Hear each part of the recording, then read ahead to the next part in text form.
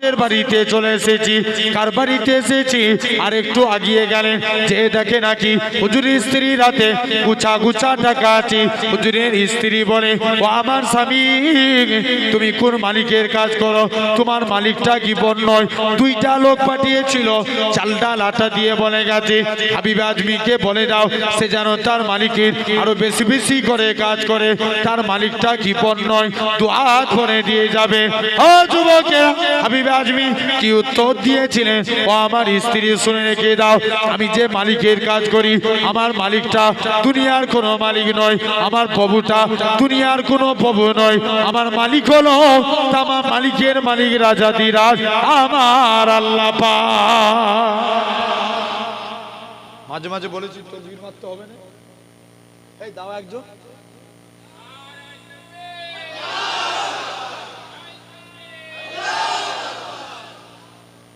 জেনে রেখে দেন সোনার ভাইরা, তাহলে এক নাম্বার আমরা খাঁটি ভাবে নামাজ পড়বো কবর আযাব থেকে বাঁচতে গেলে, বলি ইনশাআল্লাহ। দু নাম্বার ইখলাসের সঙ্গে দান করব। কিভাবে? খাঁটি ভাবে দান করব, বলি ইনশাআল্লাহ। কিভাবে দান করব? খাঁটি ভাবে। আল্লাহ রাসূলের পারস্যের এক সম্রাট নবীকে চিঠি লিখে পাঠিয়েছে, মুহাম্মদ সাল্লাল্লাহু আলাইহি ওয়াসাল্লাম, তুমি মদিনায় এসে বড় নেতা হয়ে গেছো, তোমার নেতাগিরি চলবে না, তোমার কোরআনকে মাটিয়ে দেব, তোমার ইসলামকে শেষ করে দেব। যখন এই চিঠিটা দেখে ওমরে ফারুক রেগে লাল, হুজুর আপনার বিরুদ্ধে কথা বলেছে, আমি ওমর উলঙ্গ তলবাদ দিয়ে ওর গর্দানকে জুদা করে দেব। আজও জগদীশপুরের মানুষদের কাছে জিজ্ঞাসা করছি, নবীর বিরুদ্ধে কথা বললে এক হয়ে আন্দোলন করার দরকার আছে না নাই? চিৎকার দিয়ে বলেন আছে না না? সব মেনে নেওয়া যাবে, নবীর অপমান কোনদিন মানা যাবে না। যুবক ছেলে, আল্লাহ নবী বলছে, ওমর তোমাকে একাকে যুদ্ধ করতে হবে না, যাও, আমি নবী এদের জন্য একটা জিহাদের ঘোষণা করে দিলাম। কিসের ঘোষণা? জিহাদের। আল্লাহ নবী জিহাদের জন্য একটা ফান্ড তৈরি করলেন। কি করলেন? ফান্ডে লোক কি করে? পয়সা দান করে, টাকা পয়সা দান করে।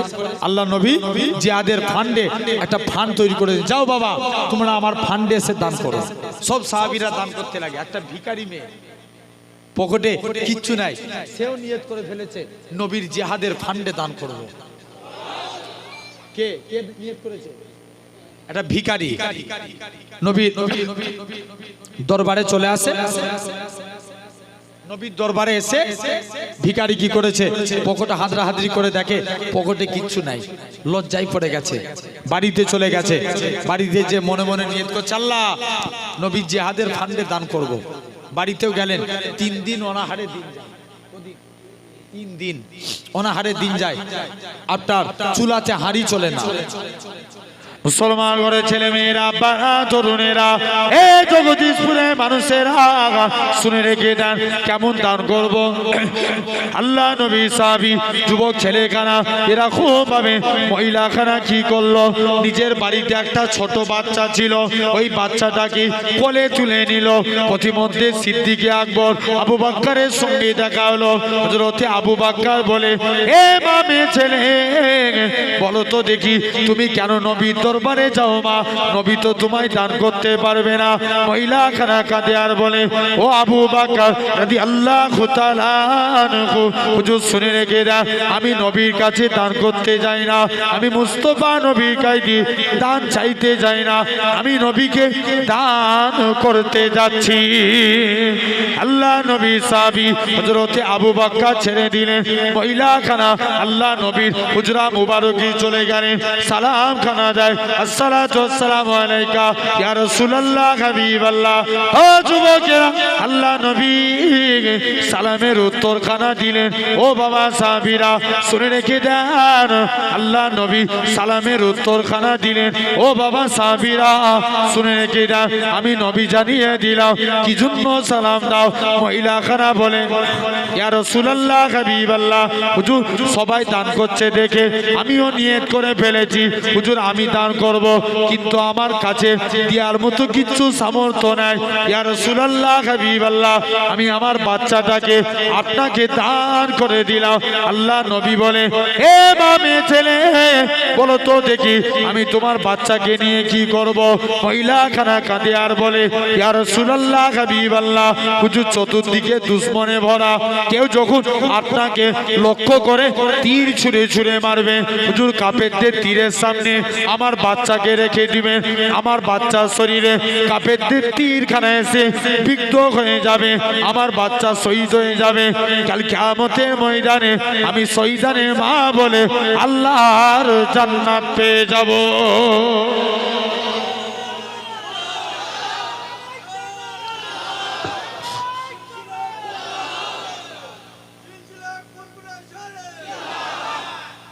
তাহলে জেনে রেখে দেন আমার ভাইরা, আব্বারা, তরুণীরা, তাহলে এরকম মোহাব্বত আমরা খাঁটি ভাবে দান করব বলি ইনশাআল্লাহ।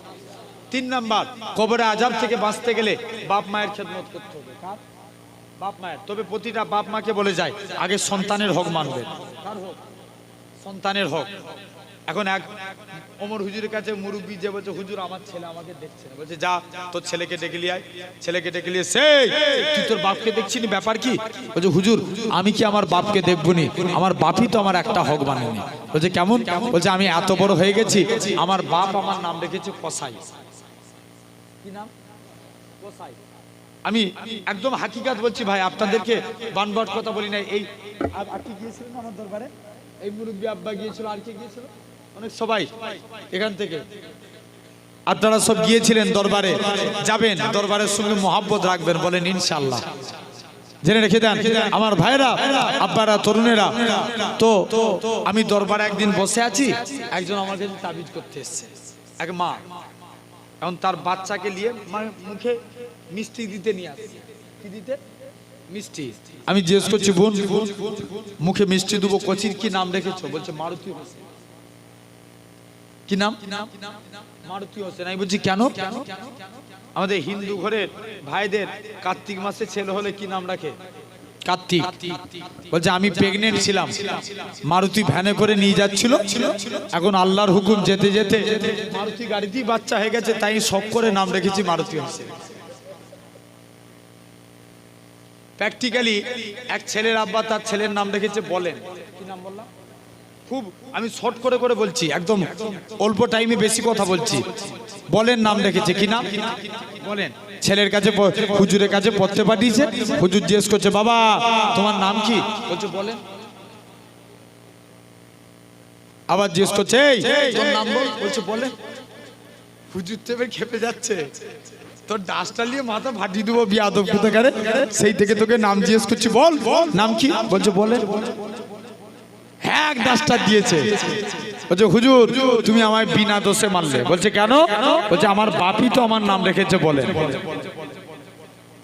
সন্তানদের সুন্দর নামে নাম রাখবো বলি ইনশাআল্লাহ। 2 নম্বর, ছেলেরা যখন 7 বছর বয়স হবে তাদেরকে নামাজের জন্য তালিম দেয়া, বলেন ইনশাআল্লাহ। কিসের জন্য? নামাজের জন্য। আচ্ছা সব বাপ নয়, বেশিরভাগ বাপেরা বলে ছেলেদেরকে বাবা তুই নামাজ পড়। আমরা বলি? বলি না। আর আমার হুজুর কেবলা পিন্ন করে, হুজুর কেবলা ভোরবেলায় যদি কেউ উঠতাম না উঠতাম, যে লাঠি নিয়ে দরজা ভেঙে ফেলার খাপ করে ফেলতো। যতক্ষণ পর্যন্ত হুজুরের সামনে উঠে না দাঁড়াতাম, লাঠি করে আওয়াজ করেই যেত দরজায়, তাতে দরজা ভেঙে যায়।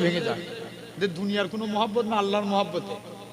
আল্লাহর মহব্বতে জেনে রেখে দেন আমার ভাইরা। আর 3 নম্বর, ছেলেরা যখন প্রাপ্ত বয়স্ক হবে তাদের যথা টাইমে বিবাহের বন্দোবস্ত করে দিয়া। তবে মা বাপ যাই করুক, তুমি সন্তান জীবনে সম্মানমালা হতে গেলে মা বাপের ইজ্জত করো, আল্লাহ তোমার ইজ্জত বাড়িয়ে দেবে। আমি অনেক ইতিহাস, ওদিকে যেতে গেলে অনেক টাইমের প্রয়োজন। আমি জাস্ট একটা ছোট্ট করে আপনার বাইজিদ বোস্তামির একটা ঘটনা বলছি।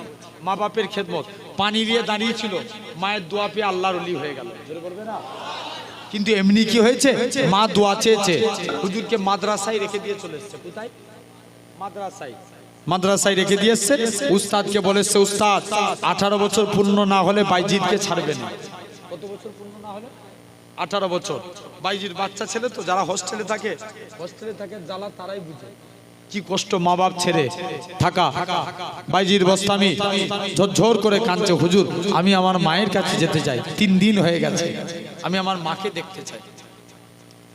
মুসলমান ঘরের ছেলে মেয়েরা, তরুণেরা, এ নবী প্রেমিকেরা, হযরতে বাইজির বস্তামি উস্তাদকে বলে, উস্তাদ বলে না না এটা মানা যাবে না, এটা মানা যাবে না। উস্তাদকে বাইজির বস্তামি বলে, ও আমার উস্তাদ বলো তো দেখি কি কাজ করলে তুমি আমায় ছাড়বে? বলে তুমি আজকের দিনে আমাকে কোরআন তেলাওয়াত করে শোনাও। কদিনের মধ্যে বাইজির বস্তামি এক খতম কোরআন মাজিদ শুনিয়ে দিলেন। বাইজির বস্তামিকে উস্তাদ ছেড়ে দিলেন। বাইজির বস্তামি নিজের মায়ের কাছে যায়, ও জনম দুঃখী মা, মা গো তুমি দরজা খুলো মা, মা দরজা খুলে না। ও জনম দুঃখী মা, মা গো আমি তোমাকে দেখার জন্য আমার কলিজা ফেটে যায় মা, মা গো তুমি একবার দরওয়াজা খুলে দাও। বাইজির বস্তামির মা দরওয়াজা খুলে না। ও যুবকেরা, বাইজির বস্তামির আম্মা বলে, ও বাবা বাইজি চলে যাও, চলে যাও, 18 বছর পরে তুমি আমার মুখখানা দেখবে। বাইজির বস্তামিকে দেখা দিল না। বাইজির বস্তামি মাদ্রাসায় চলে গেলেন। এই 18 বছর বাইজির বস্তামির মা আল্লাহর কাছে সিজদায় পড়ে দোয়া চায়, আল্লাহ পাক তুমি আমার বাইজিকে বড় আলেম বানিয়ে দাও। কার দোয়া পেল? মায়ের দোয়া। আর 4 নাম্বার, কবরে আযাব থেকে বাঁচতে গেলে আমাদের মুখ দিয়ে তসবিহ পড়তে হবে। কি পড়তে হবে? তসবিহ। মনে করেন আমরা সকালে উঠি পড়ব, সকালে যখন ঘুম থেকে উঠব, আজ থেকে একটা নিয়ত করেন, বলবো পালন হবে। প্রতিদিন নিয়ত করেন, যখনই ঘুম থেকে উঠব লা ইলাহা ইল্লাল্লাহ বলে ঘুম থেকে উঠব, বলে ইনশাআল্লাহ। কি বলে উঠব?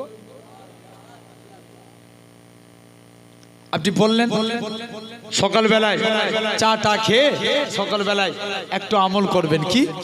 এই দোয়া পড়বেন, সুবহানাল্লাহ, আলহামদুলিল্লাহ, ওয়ালা ইলাহা ইল্লাল্লাহ, আল্লাহু আকবার, ওয়ালা হাওলা ওয়ালা কুওয়াতা ইল্লা বিল্লাহিল আলিয়্যিল আযীম।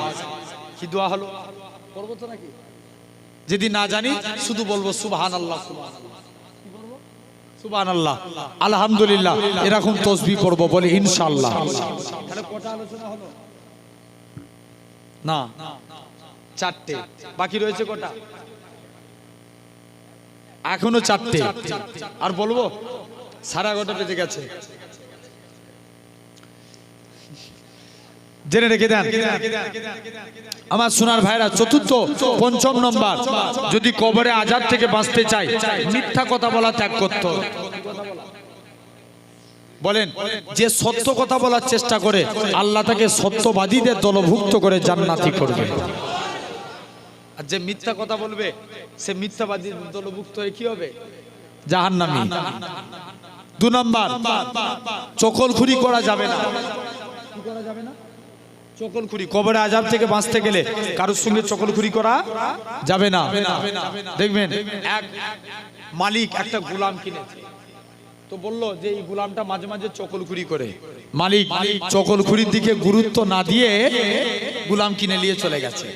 আর যেই কিনে নিয়ে গেছে, গোলাম একদিন মালিকের স্ত্রীকে যে বলছে, আপনি জানেন আপনার স্বামী মনে হচ্ছে অন্য কোনো মেয়েকে ভালোবাসে। আর এই কথা শুনলি মেয়ের মাথায় বাজ পড়ে যায়। ভুল বলছি না ঠিক বলছি? জেনে রেখে দেন, সব দিবে, স্বামীর ভাগ দিবে, স্বামীর ভাগ কেউ দিতে চাই না। জেনে রাখেন। আপনার 2 নাম্বার, এরকম ভাবে এখন আবার মালিককে যে বলছে, মালিক আমার মনে হয় আপনার স্ত্রী অন্য কাউকে ভালোবাসে। স্ত্রীকে যে বলছে, তবে তোমাকে একটা তাবিজ বলে দিতে পারি, তুমি স্বামীর দাড়ির একটা লোম ফুঁড় দিয়ে কেটে দাও, এটা পরীক্ষিত তাবিজ, আমি তাবিজ করে এনে দেবো, তোমার স্বামী তোমার কথা মতো চলবে। স্ত্রী রাজি হয়ে গেছে। দিকে মালিককে যে বলেছে, তোমার স্ত্রী তোমাকে মারার প্ল্যান করছে, অন্য ছেলেকে ভালোবাসে। আমি বলছি, না আমরা এতদিন সংসার করছি কোনোদিন অশান্তি হয়নি, আর তুই বলছিস? বলছে, না হলে যে তুমি দেখো না, আমার কথা বিশ্বাস না হলে। চলে গেলেন বিশ্বাস করে। এখন যদি বলে দেয় আর ঘুম ধরবে? বলছি স্ত্রীর পাশে যে আর ঘুম ধরবে? স্বামীর ঘুম ধরবে না। ঘুমের ভান করে তাকিয়ে আছে। যেই চোখটা মুজেছে, স্ত্রী ভাবছে দাড়ির একটা লোম কেটে দেবো। মালিক আর চোখে চোখে দেখে, সত্যি তো গোলাম ঠিক বলেছে, তো আমায় মারতে এসছে, ফুঁড় কেড়ে নিয়ে গলায় চালিয়ে দিয়েছে। পরের দিন স্ত্রীর আত্মীয় স্বজন এসে স্বামীকে মেরে দিয়েছে। তাই নবী বললেন চকলখুরি করা কারোর সঙ্গে যাবে না। 3 নাম্বার, বিশ্বাসঘাতকতা কারোর সঙ্গে করা যাবে না। কি ঘাতকতা? বিশ্বাসঘাতকতা। এ সম্পর্কে একটা হাদিস বলি, মনোযোগ দিয়ে শুনুন। মদিনার সব সাহাবীরা হিজরত করে, মক্কা সাহাবীরা মদিনায় আসলেন। মদিনায় আল্লাহ নবী এক একজনের সঙ্গে এক একজনের ভাই ভাই সম্পর্ক করতে লাগলেন। ভাই ভাই সাইদ বিন আব্দুর রহমানের সঙ্গে আল্লাহ রসুল সালাবার ভ্রাতৃত্ব বন্ধনে আবদ্ধ করলেন। আল্লাহ নবী সালাবাকে ডাকছে। সাইদ বিন আব্দুর রহমান বলে, সালাবা সবসময় তো তোমরা নবীর দরবারে থাকো, আমাকে একটু নবীর দরবারে যেতে দাও না। আমি আমার স্ত্রী টাকা পয়সা তোমার কাছে বিশ্বাস করে রেখে দিয়ে গেলাম আমানত স্বরূপ। এখন সাইদ বিন আব্দুর রহমান নবীর দরবারে চলে এসছে। গভীর রাত হয়েছে, শয়তান এসে সালাবাকে পিন খাচ্ছে। সালাবা ওঠ, তোর পাশের বাড়িতে তোর ভাইয়ের স্ত্রী শুয়ে আছে আর তুই একা পড়ে পড়ে ঘুমাচ্ছিস। সালাবা মুখ দিয়ে কোনো কথা না বলে সালাবা কি করলো, আস্তে আস্তে করে সাইদ বিন আব্দুর রহমানের স্ত্রীর দরজায় যে আঘাত করেছে, দরজা খুলে নে, দরজা খুলে গেছে। সাইদ বিন আব্দুর রহমানের স্ত্রী বলছে, ভাই তোমার অন্তর থেকে আল্লাহর ভয় উঠে গেল? তুমি কি আল্লাহকে একটু ভয় করো না? ব্যাস। সালাবা কাঁদতে কাঁদতে দৌড়ে দৌড়ে পর্বতের চূড়ায় চলে আসলেন। সালাবা পর্বতের চূড়ায় এসে আভাও করে কাঁদে। সকাল হয়েছে, সালাবা যে বলছে, সাইদ বিন আব্দুর রহমান যে বলছে, সালাবা যা হয়েছে ফিরে চলো। সালাবা বলছে, মোটেও যাবনি, ইমুক আর কাউকে দেখাবনি। অনেক রিকোয়েস্ট করার পর বলছে, ঠিক আছে, একটা শর্তে রাজি। সালাবার এক মেয়ে ছিল যার নাম ছিল খামসানা। মা, আমার গলায় দড়ি বেঁধে টেনে টেনে টেনে টেনে আল্লাহ রসুলের বড় সাহাবী আবু বাক্কারের দরবারে নিয়েছো। আমার গুনাহটা মাফ হবে কিনা আমি দেখবো। আরে খুব মনোযোগ দিয়ে শুনো বাপ। তাই খবরদার যুবক, তোমারও অনেক বন্ধু তোমাকে বিশ্বাস করে কথা বলে, তোমরা কারুর বিশ্বাসের মর্যাদা রাখো, কারুর সঙ্গে বিশ্বাসঘাতকতা করবে না। সালাবা ঝরঝর করে কাঁদে। যাই বাপের গলায় দড়ি বেঁধে টেনে টেনে খামসানা আল্লাহ রসুলের বড় সাহাবী আবু বাক্কারের দরবারে নিয়ে চলে যায়। মুসলমান করে ছেলে মেয়েরা, বাবা তরুণেরা, হে নবী প্রেমিকেরা, বাপের গলায় দড়ি বেঁধে টেনে টেনে টেনে আল্লাহ নবী সাহাবী হযরতে আবু বাক্কারের দরবারে নিয়ে যায়। হযরতে আবু বাক্কার বলে, ভাই সালাবা কি হয়েছে বলো। সালাবা বলে, আবু বাক্কার আমি আমানতের মাল খেয়ানত করে ফেলেছি, বিশ্বাসঘাতকতা করে ফেলেছি, আমার গুনাহটা কি মাপ হবে? আবু বাক্কার বলে, বেরিয়ে যাও, বেরিয়ে যাও, আমার দরবার থেকে বেরিয়ে যাও। হযরতে ওমরের কাছে আসি। হযরতে ওমর রাগী। ওমরও বলে, এ খামসানা, আমার রাসূলুল্লাহ সাহাবীর সঙ্গে কি এমন অন্যায় করেছে বলো। সালাবা কাঁদে আর বলে, ভাই ওমর রে, আমি আমানতের মাল খেয়ানত করে ফেলেছি, আমি বিশ্বাসঘাতকতা করে ফেলেছি, জিনা করে ফেলেছি, আমার গুনাহটা কি মাফ হবে? ওমর বলে, আমার রাগ মাথায় উঠার আগে পালিয়ে যা, নাহলে গর্দান নামিয়ে দেবো। হযরতে উসমানের কাছে যায়, তিনিও তাড়িয়ে দেয়। আলীর কাছে যায়, তিনিও তাড়িয়ে দেয়। মনে মনে করে, আল্লাহ পাক, আবু বাক্কারের কাছে গেলাম, সেও তাড়িয়ে দিল। ওমরের কাছে গেলাম, সেও তাড়িয়ে দিল। উসমানের কাছে গেলাম, সেও তাড়িয়ে দিল। আল্লাহ আলীর কাছে আসলাম, সেও তাড়িয়ে দিল। মনে মনে নিয়ত করে, আল্লাহ পাক, আজকের দিনে আল্লাহ নবীর কাছে যাব, নবী যদি তাড়িয়ে দেয় এই মুখখানা কাউকে দেখাবো না। ও যুবকেরা, আল্লাহ নবী সাহাবী হযরতে সালাবা গলায় দড়ি বেঁধে টেনে টেনে আল্লাহ নবীর দরবারে যায়। আল্লাহ নবী বলে, সালাবা কি এমন অন্যায় করেছো বলো। সালাবা কাঁদে আর বলে, ইয়া রাসূলুল্লাহ, হাবিবাল্লাহ, হুজুর আমি আমানতের মাল খেয়ানত করে ফেলেছি, হুজুর আমি জিনা করে ফেলেছি, বিশ্বাসঘাতকতা করে ফেলেছি। আল্লাহ নবী বলে, সালাবা বেরিয়ে যাও, বেরিয়ে যাও। সালাবা এরকম ভাবে চলে গেলে আল্লাহ সবাই তাড়িয়ে দিল। মনে বড় আশা ছিল নবীর কাছে আসবো, আল্লাহ নবীও তাড়িয়ে দিল। এই মুখখানা আর কাউকে দেখাবো না, এখন একমাত্র তুমি বর্ষা। আমার আল্লাহ জানায়, আল্লাহ একমাত্র একমাত্র তুমি ভরসা। তুমি নাকি কোরআন পাক ইরশাদ করেছো, ওমা ইয়াতাকার আলাল্লাহি ফাহুয়া হাসবুক, যে বান্দা নাকি আল্লাহ আপনার উপরে ভরসা করে আপনি তার জন্য যথেষ্ট হয়ে যা।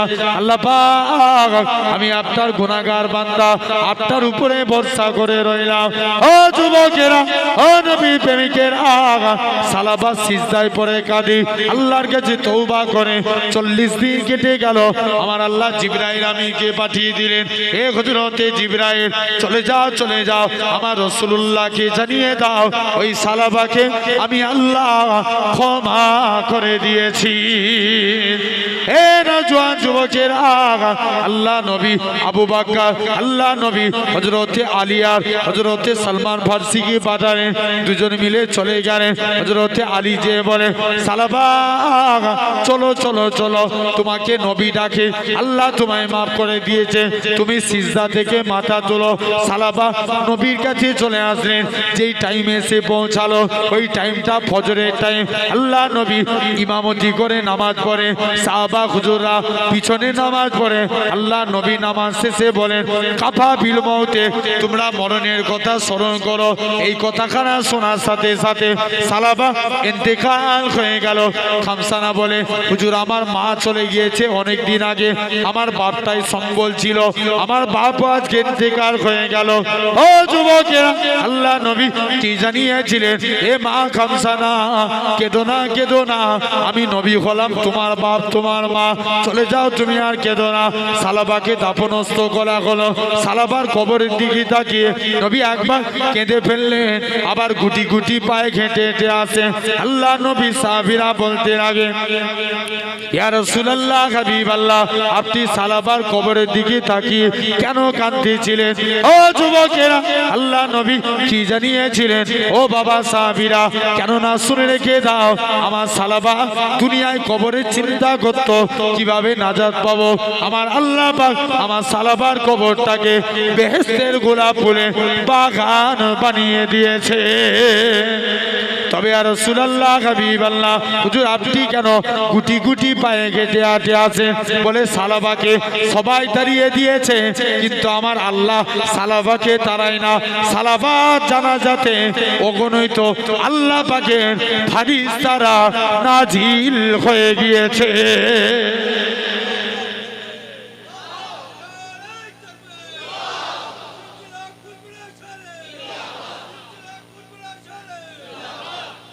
তাহলে জেনে রাখেন। আর লাস্ট নাম্বার, চতুর্থ নাম্বার, আল্লাহ রসুল বলছে কবরে আযাব থেকে বাঁচতে গেলে তোমরা প্রস্রাবের ছোটা থেকে বেঁচে থাকো। কি থেকে বাঁচবো?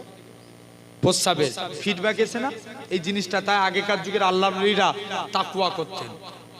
তাকওয়া মানে তারা ইস্তেঞ্জা করে আপনার এই পাগুনু দিয়ে কুলুপ ব্যবহার করতেন। এই পাগুনু দিয়ে আপনার পানি দিয়ে ধুয়ে নিতেন। বলেন আমরাও করব ইনশাআল্লাহ। যখনই ইস্তেঞ্জা করব একটু পানি হাতে নিয়ে পাগুনি বুলিয়ে নিব, বলি ইনশাআল্লাহ। এটা আল্লাহ দেখবে তো? যাক আল্লাহ কবুল করে। তাহলে আমি শর্ট করে এই 4টে আলোচনা করে দিলাম, আর টোটাল 8টা আমরা আমল করব, বলি ইনশাআল্লাহ। আল্লাহ কবুল করে। তবে কি বলছে?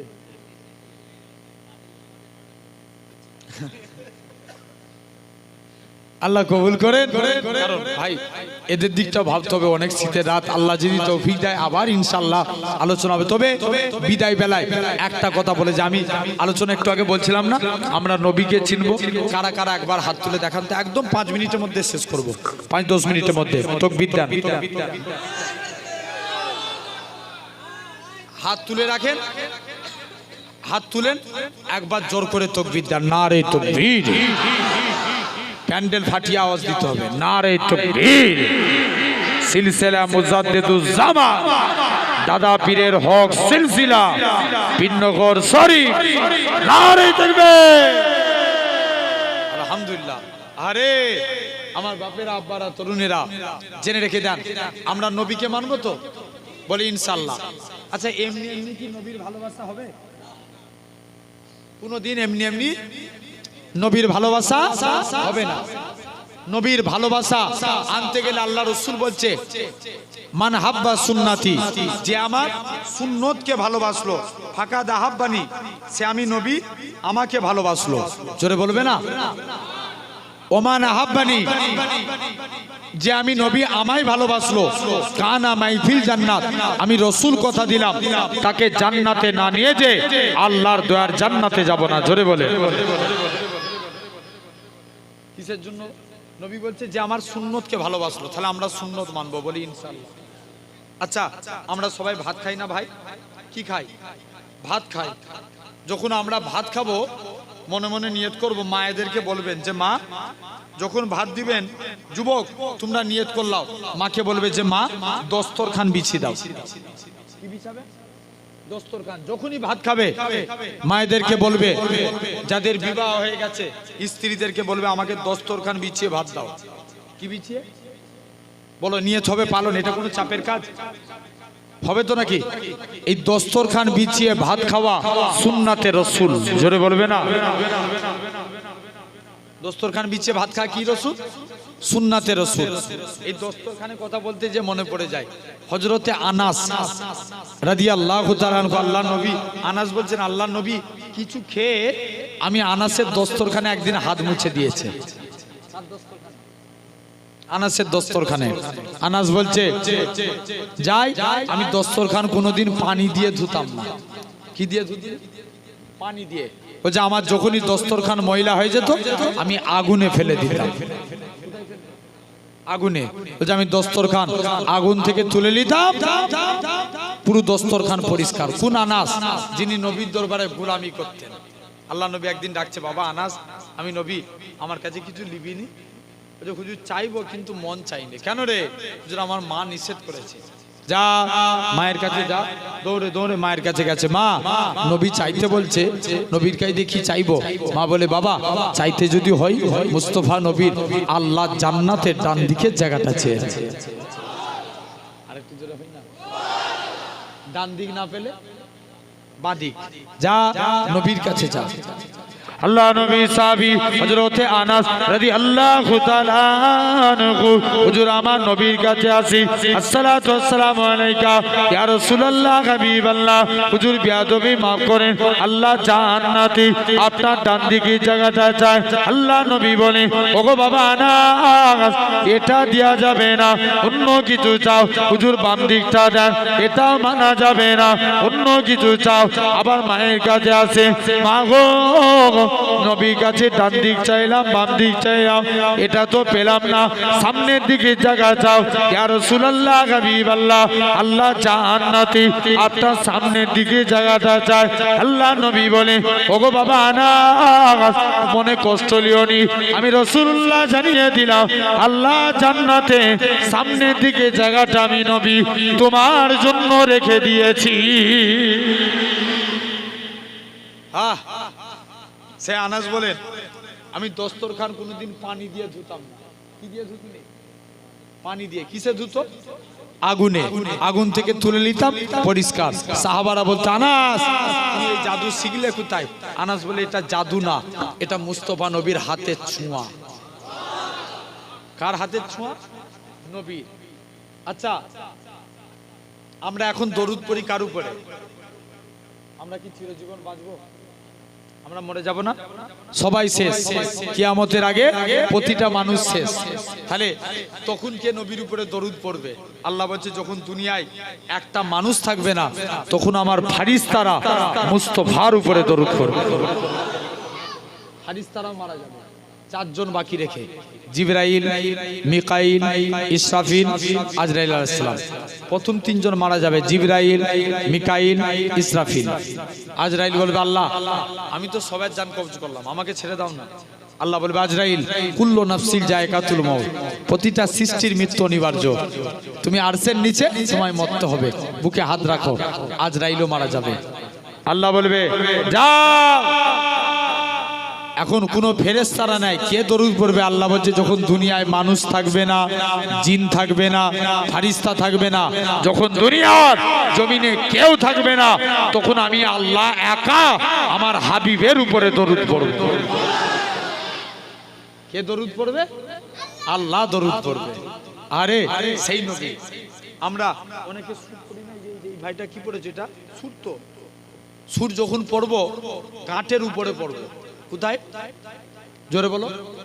গাঁটের উপরে। আমাদের সতর্কতা থেকে নাভি থেকে নিয়ে গাঁটের উপর পর্যন্ত, গাঁট পর্যন্ত না, গাঁটের উপর পর্যন্ত, এটা মাথায় রাখবে। জেনে রেখে দেন, যদি মনে হয় সুর নিচে নেমে যাচ্ছে গুটিয়ে পড়ে লাও, বলো ইনশাআল্লাহ। যখন সুর পড়বেন আগে ডান পা দিবেন। কোন পা? জোরে বলো। ডান পা। আপনি যখন পায়জামা পরবেন, যুবক শুনছো তো, আগে ডান পা। পাঞ্জাবি পরবেন ডান হাত, গেঞ্জি পরবেন ডান হাত। মায়েরা যারা ওয়াজ শুনছেন আপনারাও পায়জামা পরবেন ডান পা, জামা পরবেন ডান হাত, কাউকে কিছু দিবেন ডান হাত, কারুর কাছে দিয়ে কিছু নিবেন ডান হাত। এই ডান ডান ডান, কিয়ামতের দিন আল্লাহ বলবে, এই তোমরা যারা ডানপন্থী আছো এগিয়ে এসো। বান্দা জিজ্ঞেস করবে কেন আল্লাহ? আল্লাহ বলবে, যা, তোরা আমার নবীর সুন্নত মেনেছিস, আমি আল্লাহ তোদের নাজাত দিয়ে দিলাম। কোন দিকটা পড়ার জন্য? শুধু ডান সাইডটা। এটা কোনো চাপের কাজ? তাহলে আমরা পালন করতে পারবো না? বলি ইনশাআল্লাহ। আমরা অনেকে নখ কাটি, 3 নাম্বার সুন্নাত, নখ কাটি। যখন নখ কাটবো, এই আঙুলটার নাম কি? সাদাত আঙুল। সাদাত আঙুলের নখটা আগে কাটবেন, পরস্পর কেটে আসবেন। বাম হাতের কুড়ে আঙুল পরস্পর কেটে যাবে, বাম হাতের বুড়া আঙুল, ডান হাতের বুড়া আঙুল। এভাবে যদি নখ কাটতে পারি, সুন্নতে রাসূল অনুযায়ী নখ কাটা হয়। তাহলে আল্লাহ কবুল করেন। সেই নবীর আকীদা, সেই নবীর সুন্নত আমরা মেনে চলবো, বলি ইনশাআল্লাহ। আল্লাহ কবুল করেন। আল্লাহ যদি তৌফিক দেয়, আরো আলোচনা ছিল, আরো এটার মধ্যে এই সাবজেক্টটার মধ্যে অনেক ইন্টারেস্টিং কিছু আলোচনা ছিল। তো আল্লাহ যদি তৌফিক দেয় ইনশাআল্লাহ আবার পরে আলোচনা হবে। যতটুকু বললাম, এখনই 11:15 বেজে গেছে, আবার দোয়া সালাম করতে এমনি 12টা তোমাদের কথাই হয়ে গেল। আল্লাহ কবুল করেন। আল্লাহ যদি মৌকা দেয় ইনশাআল্লাহ আবার পরে আলোচনা হবে। সকলে আমার জন্য দোয়া করেন। ভাই কষ্ট পেলেন, দুঃখ পেলেন? আমি যতটুকু বললাম বিশ্বাস করেন, আমার ওয়াজ শুনে কে খুশি হবেন, কে আমাকে এই এলাকায় দাওয়াত করবেন, আমি এই নিয়ত করে ওয়াজ করি না ভাই। কোন জায়গায় আল্লাহ দেখছেন, আমি আমার আল্লাহর জন্য বলে যাই। আর আল্লাহর শকর, কথা শুনে শুনে না অনেক ছেলে আগে বাম পা দিয়ে কি অন্য কোনো পা দিয়ে শুট পড়তো। আমি যখন থেকে এই ওয়াজ চালু করেছি, অনেক ছেলে ডান পা দিয়ে আমাকে বলে যে ভাইজান, আর কোনো দিন আমরা বাম দিক দিয়ে শুট পড়ি না, আমরা এভরিডে, আমরা যখনই শুট পরি, জামা পরি, গেঞ্জি পরি, সব ডান সাইড দিয়ে পড়ি। জোরে বলে। তোমাদের কাছেও বলে গেলাম, পালন হবে তো ইনশাআল্লাহ। যদি এইগুলো আমল করতে পারি, রাসূল বলছে দুটো আঙুল যেমন পাশাপাশি থাকে, আমি আর সেই ব্যক্তি আল্লাহ জান্নাতে পাশাপাশি থাকবো। আল্লাহ কবুল করেন। আসেন একটু দাঁড়িয়ে সালাম দিই, সকলে দাঁড়িয়ে পড়েন। গজল কি বলছো? আচ্ছা নেমে বলবো, সকলে দাঁড়িয়ে পড়েন। ইয়া নবী